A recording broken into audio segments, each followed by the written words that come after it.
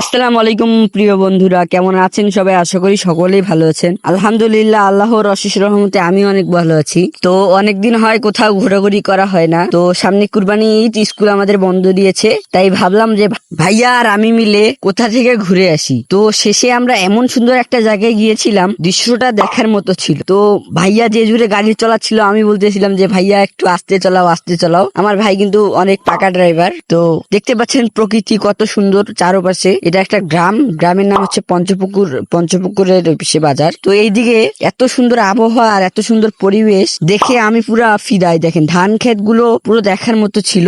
আমি দেখতে মানে কি বলবো, এটা বলে বোঝাতে পারবো না, তো এত সুন্দর ছিল। তো আমাদের গন্তব্যটা অনেক বড় ছিল। আমি আপনাকে একটু দেখাচ্ছি কেটে কেটে। তো আমার ভাইয়াকে বলতেছিলাম, ভাইয়া একটু আস্তে চালাও, আস্তে চালাও। ভাইয়া আমার কথা শুনছিলই না, এত জোরে যাচ্ছিল যে আমার অনেক ভয় লাগতেছিল। তো এই হচ্ছে সেই জায়গা, ভিউটা পুরা দেখার মতো ছিল। মনে হচ্ছে যে কোথাও আমি সমুদ্র সৈকতে ঘুরতে এসেছি। এত সুন্দর পরিবেশ আর বাতাস আর আবহাওয়া। আকাশটার মেঘটাও সেই সুন্দর ছিল, আর ব্রিজটা একদম দেখার মতো ছিল। তো আজকে এই পর্যন্তই, ভালো লাগলে ফলো করে দিবে।